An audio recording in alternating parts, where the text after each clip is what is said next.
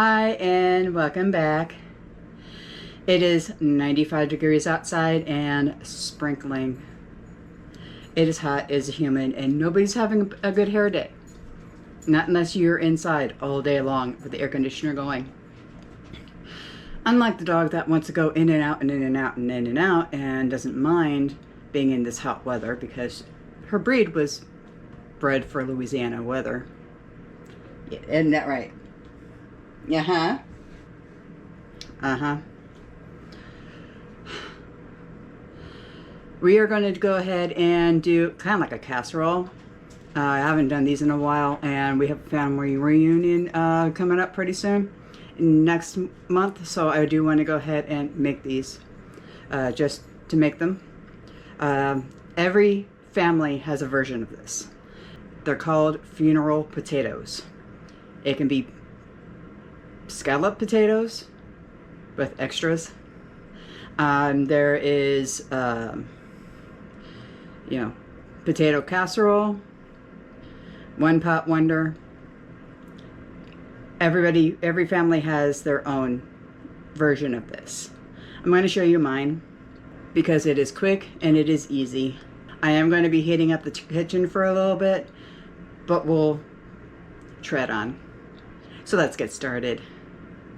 First, we're going to go ahead and prepare the potatoes and cut up a red onion, cut up some sage. I'm going to use fresh today. Now, the rule of thumb is that you want 1 potato per person.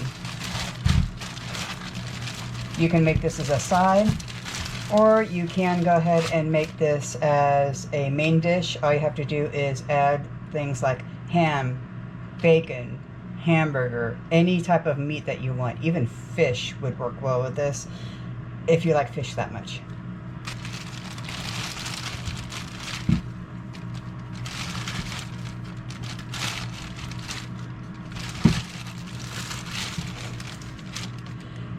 We're going to do 4 red potatoes.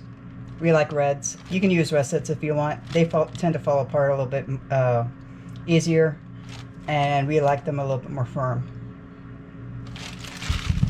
You want to wash these thoroughly, and then we're going to slice these up thin. About 1/4 inch max.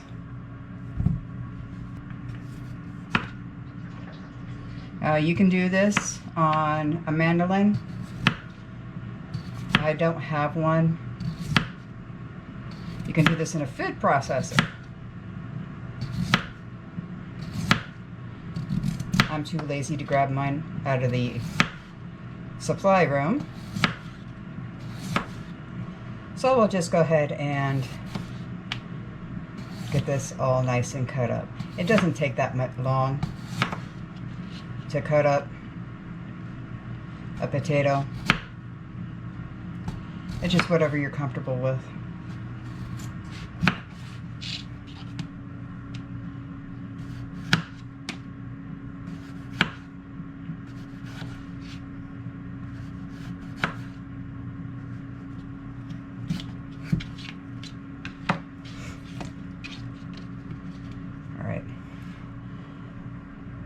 Now, you do want to cut out the little itty bitty eyes on here if that is something that you find on your potatoes.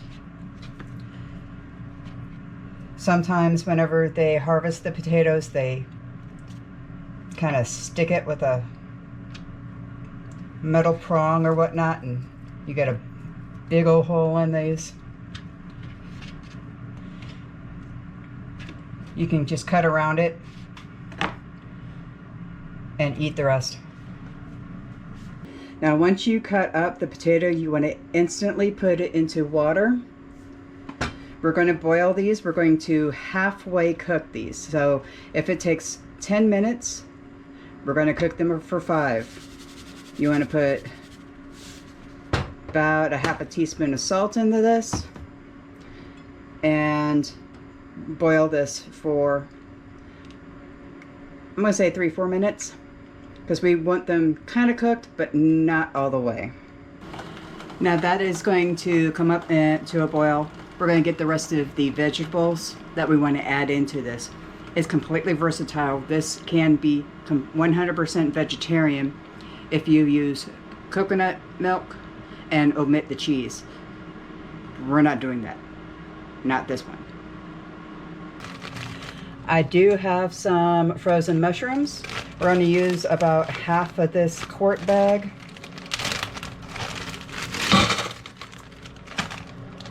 They're already frozen, they're already cut up, they're already clean.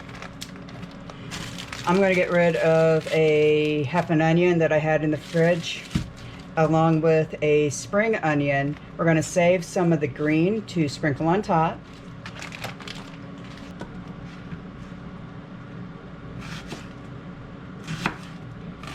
And if you're using a regular onion, like we are here, okay, you kind of want to have it cubed into small pieces.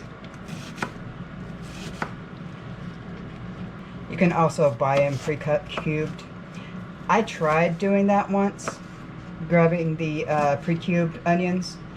It was rotten before I even bought it, so I don't use those anymore. But I will buy fresh, and I will chop them up like this and put them in the freezer for future use.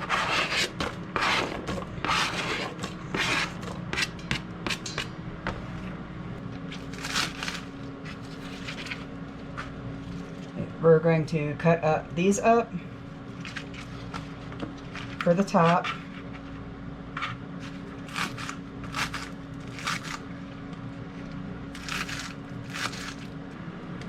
And cut these into about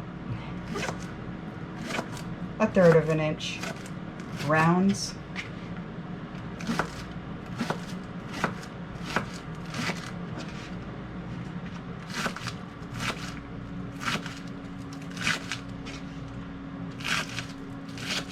And of course they are flying everywhere.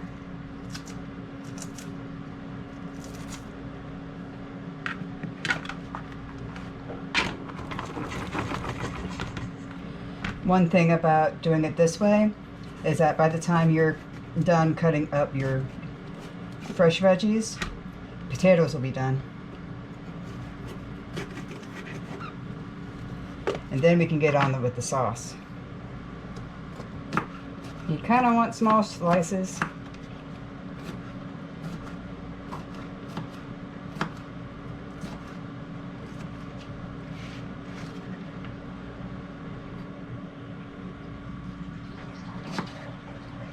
About like that.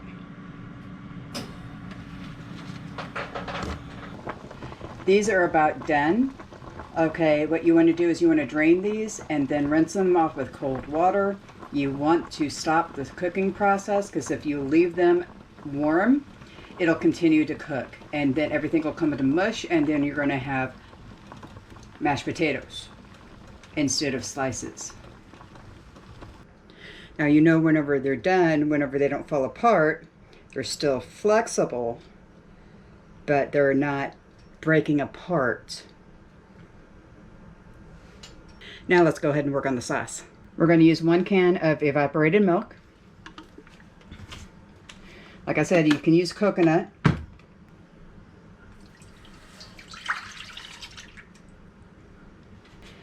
About a teaspoon of cut and crushed fresh sage. I'm also going to put in a half of a teaspoon of dill.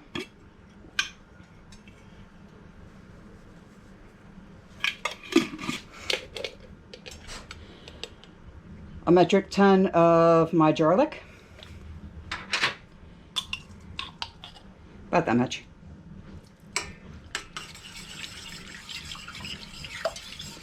You can use it however much you wish. In a separate pan, you do want to roast these veggies. Okay, so a little bit of oil and a little bit of salt. You want this to get warm. Okay, the milk mixture, you want this to get warm. But you don't want it to scorch. So keep an eye on it. But whenever it gets to the point to where it needs to be turned down, trust me, it will.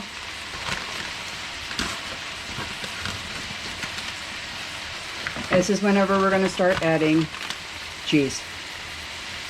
We're using mild cheddar. You can use any cheddar or type of cheese you want.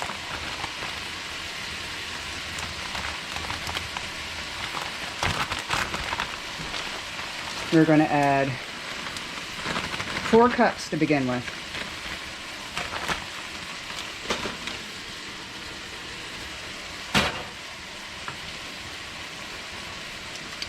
Because cheese.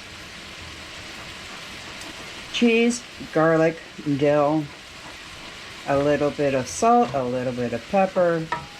We do need to add the salt and pepper.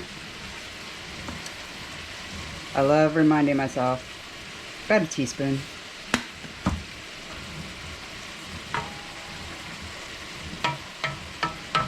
And however much pepper that you wish. I'm going to do about that much. Okay, we're going to let that meld on low while we wait for the veggies. Alright, veggies are done. Cheese is all nice and springy.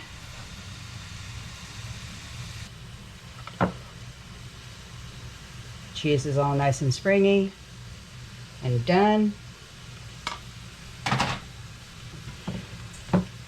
Now in your pan, you do want to add a little bit of oil, not only to the bottom but to the sides. And we're going to kind of sort of haphazardly layer this. All right, we are going to add the layers in succession. This is kind of like lasagna, but not quite. Add a little bit of cheese.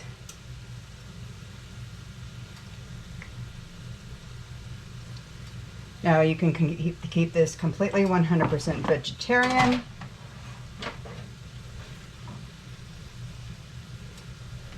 By doing that.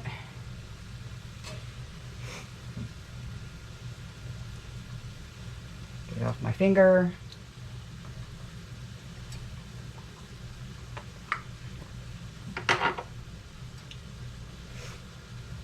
But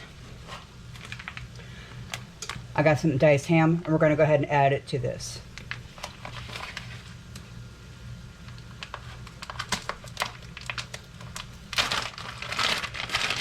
This right now, full price was like less than $4. So it would be a great addition to this. Bacon would also be a great addition. Chicken. Like I said, pretty much anything. You can even vary on the vegetables that you're adding to this. A little bit more cheese, because we got plenty. Ooey gooey cheese.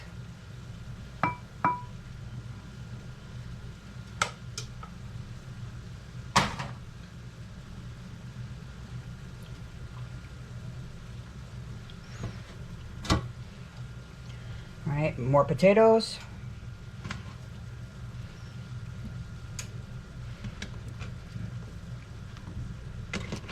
We're going to do about 3 layers.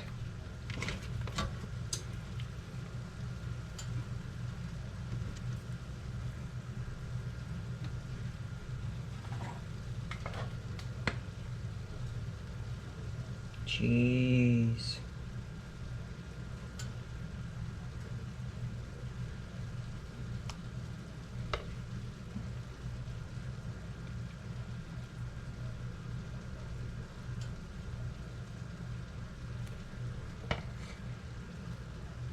There we go. Nice and spread out.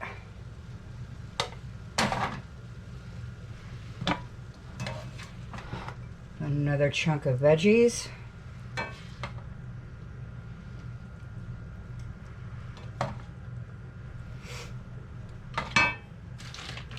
Another chunk of ham.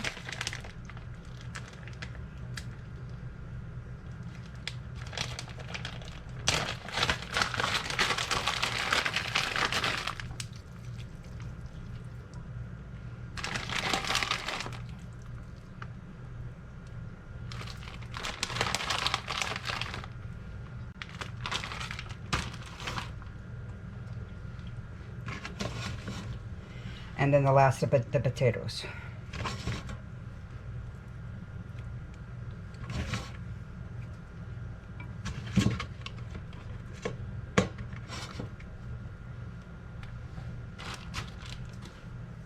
Now on the top layer, we're going to do things a little bit different. We're going to add the veggies, the rest of them.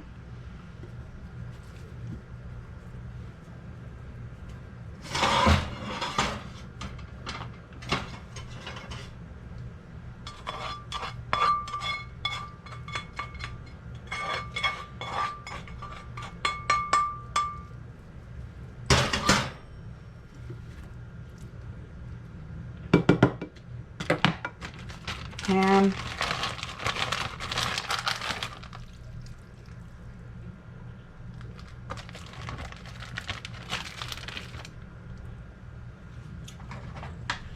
And then the rest of the cheese.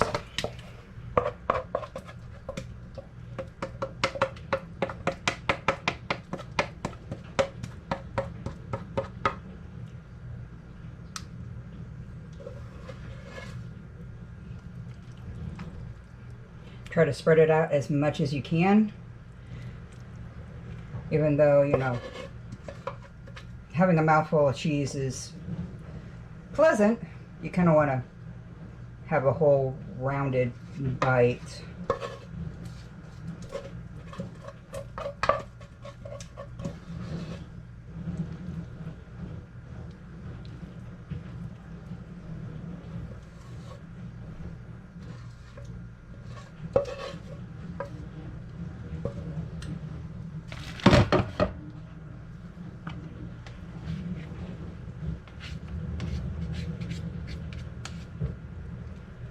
Okay, save the pan and the spoon for thing one.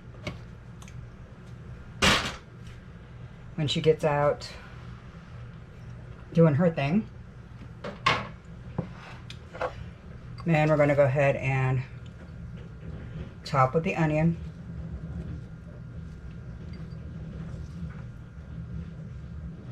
Now this is going to go into the oven, a 350, for about 30 minutes. You can cover this up.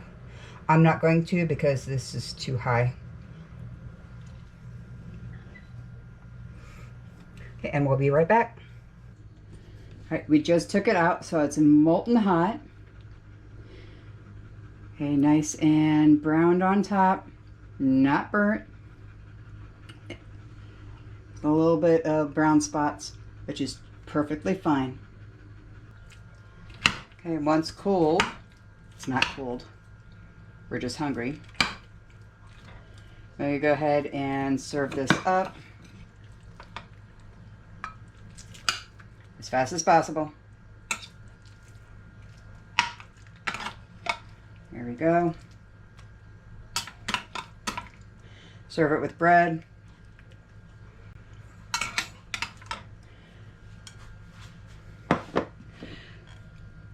Like I said, you can go ahead and use this as a side dish, as a veggie dish, or a main meal. It's completely up to you. It can be veggie, you can add meat to it, but it must have cheese. So we want to go ahead and say farewell to the mighty spud. It was born into the nightshade family, always got to the root of the problem, but it also died well. Thank you for joining. Hope you enjoyed, and we'll see you next time.